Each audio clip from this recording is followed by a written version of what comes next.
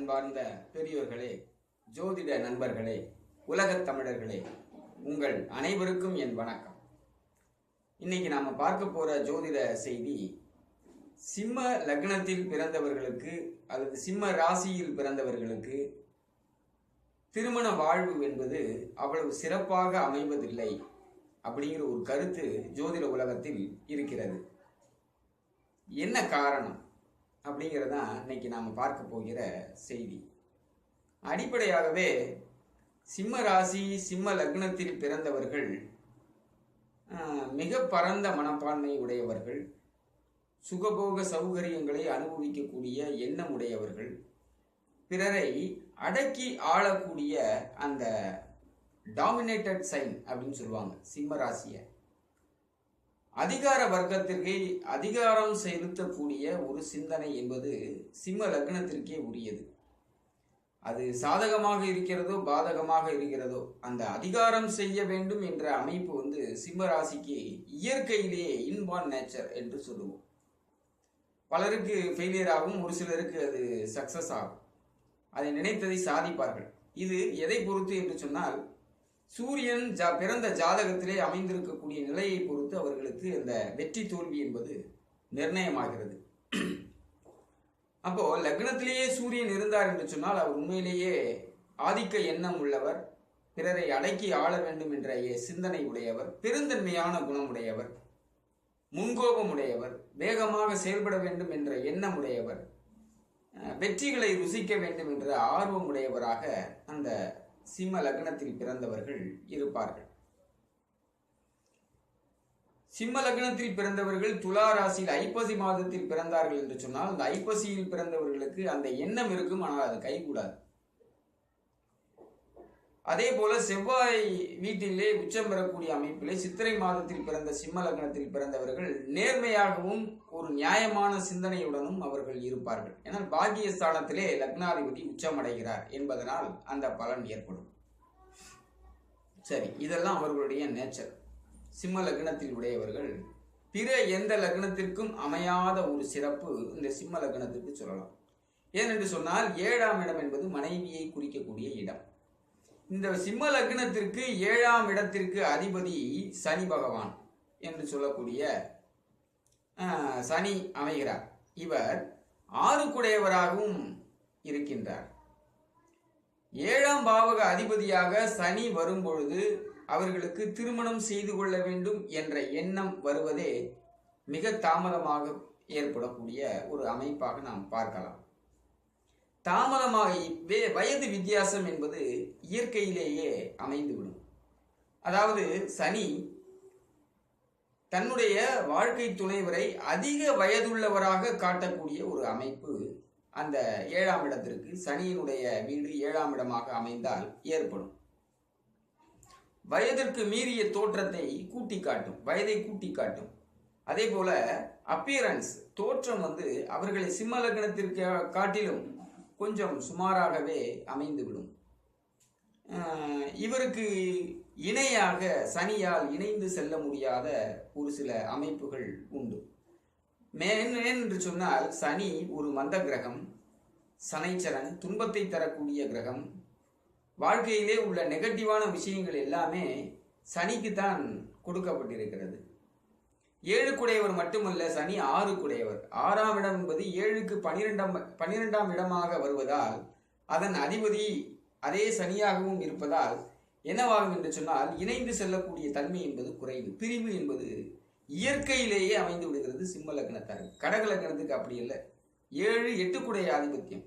துயரப்பட்டாலும் கூடவே இருந்து துயரத்தை உண்டாக்கக்கூடியது. கூடவே இருந்து துயரம் இவர்களுக்கு விலகி செல்வதால் ஏற்படக்கூடிய பிரச்சனைகள். 2 லக்னத்துக்கு 2 விதமான பலன்கள். அதே சனிதான் 7 குடையவன், ஆனால் பலன்கள் மாறும். அப்ப 7ஆம் அதிபதியே 6ஆம் இடத்தில் வந்தால் இணைந்து செல்ல மாட்டார்கள், பிரிந்து செல்வதற்கான வாய்ப்புகள் என்பது அடிப்படையிலேயே இருக்கிறது. சனி நல்ல இடத்தில் இருந்தாலும் சரி அல்லது தீய இடத்தில் இருந்தாலும் சரி, 6, 8, 12ஆம் இடங்களில் இருந்தாலும் சரி, இந்த சனியால் சிம்ம லக்னத்துக்கு எப்பொழுதும் தொந்தரவு தான், பிரச்சனை தான். 6ஆம் இடம் என்பது வழக்கு, வம்பு, கோர்ட்டு பிரச்சனைகள், வியாதி, ருண ரோகம் சத்ருஸ்தானம் என்று சொல்வார்கள். ஏன்னா மனைவியே எதிரியாக அமையக்கூடிய அமைப்பு என்பது யாருக்கு இருக்கிறது என்று சொன்னால் சிம்ம லக்னத்துக்கு தான் இருக்கு. நன்றாக கவனிக்க வேண்டும். சிம்ம லக்னத்திற்கு 6ஆம் அதிபதி 7ஆம் அதிபதியாகவும் வருவதால் மனைவியே எதிரியாகக்கூடிய அமைப்பு என்று இதை நாம் எடுத்துக்கொள்ளலாம். சரி, துலா லக்னத்திலே உச்சம் பெற்றிருந்தாலும் அது ஒரு தீய கிரகம் என்ற அடிப்படையிலே ஜாதகருக்கு அவருடைய மனோதைரியத்திலே ஒரு சில பிரச்சனைகள், அவருடைய மன கிளேசங்களை எல்லாம் ஏற்படுத்தக்கூடிய ஒரு இடமாக தைரிய வீரிய ஸ்தானத்திலே சனி இருப்பது ஒரு நேர்மையற்ற ஒரு நயவஞ்சகமான மனநிலையை திட்டமிடுதலை குறிக்கிறது. சரி, மேஷ லக்னத்தில் என்று சொன்னால், மேஷத்திலே சனி இருக்கிறது என்று சொன்னால் அவர்களுக்கு திருமணம் இயற்கையிலேயே தாமதமாகும். பாக்கியஸ்தானத்திலே சனி நீசமடைவது என்று சொன்னால் மனைவியால் சிக்கல்கள், திருமணம் உண்டாகும். ஆனால் அது ஒன்றும் சந்தேகம் இல்லை. ஆனால் தாமதமாக ஏற்படும் திருமணத்தால் பிரச்சனைகளை அவர்கள் சந்திப்பார்கள் அப்படிங்கிற பலன்களை நம்ம பார்க்கிறோம். சரி, இப்போ 6, 8, 12ஆம் இடங்களிலே சனி இருந்தால் தொந்தரவு ஏற்படுமா என்று பார்க்கலாம். சிம்ம லக்னத்திற்கு 6லேயே சனி ஆட்சி பெறுவார். அது பிரச்சனை தான். அதை நம்ம ஏற்கனவே பார்த்துட்டோம். ஏன்னா 7ஆம் அதிபதி 6ல் ஆட்சி பெறுவது 7ஐ விட 6ஆம் இடத்தை அதிகமாக ஆக்டிவேட் பண்ணும். சரி, 8ஆம் இடம் என்பது குருவனுடைய வீடு. மீன ராசியிலே சனி இருக்கிறார் என்று சொன்னால் 7ஆம் அதிபதி 8ஆம் இடத்தில் இருக்கும் பொழுது பேச்சுவார்த்தைகள், தொடர்புகள், கணவன் மனைவிக்குள்ளே இருக்கக்கூடிய சுமூகமான ஒத்துழைப்பு என்பது இல்லாமல் போயிடும். சரி, 12ஆம் இடம் என்று சொல்லக்கூடிய கடகத்திலே சனி பகை பெறக்கூடிய ஒரு இடம். அப்போ 7ஆம் இடத்திற்கு 6ஆம் இடமாக வருவதால் 7 குடையவர் உடல்நிலை சரியில்லாத ஒரு நிலை ஏற்படும். பிரிவுகள், அடிக்கடி அலைச்சல்கள், தொழில் உத்தியோக ரீதியான பிரிவினைகள் எல்லாவற்றையுமே 12இல் இருக்கக்கூடிய சனி ஏற்படுத்தத்தான் செய்வார். லக்னத்தில் இருந்தாலும் பிரியமா தொந்தரவு, அன்பு தொல்லை, அதாவது சகிக்கவே முடியாத அளவுக்கு அன்பு தொல்லை சனி லக்னத்திலே, சிம்ம லக்னத்திலே இருந்தார் என்று சொன்னால் உடல் நலனில் பிரச்சனைகள், பாதிப்புகளை ஏற்படுத்தக்கூடிய ஒரு அமைப்பு. சரி, 2ஆம் இடத்தில் இருந்தாலும் 6 குடையவன் 2இல் இருக்கிறான் என்ற அடிப்படையிலே பிரச்சனை தான். 3ஆம் இடம் உச்சம் பெற்றிருக்கக்கூடிய அமைப்பு. தான் நேரடியான ஆளுமை இல்லாமல் மறைமுகமாக கணவனையோ அல்லது மனைவியையோ ஆதிக்கம் செலுத்த வேண்டும் என்ற எண்ணம் சனிக்கு உண்டாகும். 7ஆம் இடத்ததிபதி 3இல் இருந்தார். 7ஆம் இடத்ததிபதி 4இல் இருந்தால் சுகம் போச்சு, பிரச்சனை. ஏன்னா 4லே பகை சனி. 5ஆம் இடத்தில் இருக்கும்பொழுது சிந்தனைகள் எல்லாமே கொஞ்சம் மந்தமாகவே போய்விடும். காதல் பிரச்சனைகள், ஒரு வாழ்க்கையை என்ஜாய் பண்ணக்கூடிய விஷயங்கள் எல்லாமே மெதுவாகவே, அது தவறாகவே அல்லது அமையாமலே போய்விடக்கூடிய ஒரு சூழ்நிலை 5இல் சனி இருக்கக்கூடிய நிலையை நாம் பார்க்க முடியும். 8, 9, 10ஆம் இடத்திலே சனி இருந்தால் தொழில் உத்தியோக ரீதியான மனைவி மூலமான பிரச்சனைகள், இடைஞ்சல்கள், அவரும் கூட வரேன் அப்படிம்பாரு எங்க போனாலும். ஸோ இது ஒரு விதமான தொந்தரவு. சனியால் ஏற்படக்கூடிய தொந்தரவுகளை சகிக்கவே முடியாது. அது ஒரு நச்சு, பக்கத்திலேயே இருந்து கெடுக்கும். என்னைய பாருன்னு சொல்லிக்கிட்டே இருக்கும். ஒரு மனுஷனை சுதந்திரமா செயல்பட விடாது. சரி, 11இல் இருக்கிறார் என்று சொன்னால் 7 குடையவன் 11இல் இருக்கிறார், 6 குடையவன் 11இல் இருக்கிறார். அந்த ஒரு இடம் தான் தப்பிக்கிற இடமே, அது ஒண்ணுதான் சிம்ம லக்னத்தாருக்கு. 12ஆம் இடம் ஏற்கனவே நம்ம சொன்னது போல பிரச்சனைகள். எனவே இவ்வாறு 7 குடைய சனி 6ஆம் அதிபதியாகவும் வருவதால் மனைவியே எதிரியாக மாறி இருக்கக்கூடிய இடங்களில் எல்லாம் பிரச்சனைகளை உருவாக்கக்கூடிய நிலையில் காணப்படுகிறது.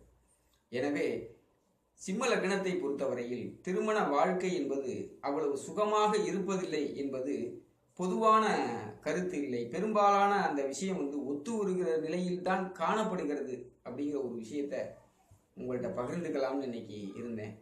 உங்களோடு இந்த வீடியோவின் மூலமாக இந்த செய்தியை நீங்கள் அனைவரும் தெரிந்து கொண்டிருப்பீர்கள்.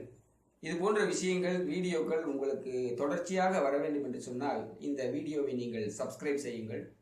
உங்களுடைய கருத்துக்களை என்னுடைய வாட்ஸ்அப் எண்ணுக்கு தெரிவியுங்கள். இது போன்ற சந்தேகங்கள் ஏதேனும் இருந்தால் அதை நான் உங்களுக்கு விளக்குவதற்கு தயாராக இருக்கிறேன் என்று கூறி உங்களிடமிருந்து விடைபெறுகிறேன். நன்றி, வணக்கம்.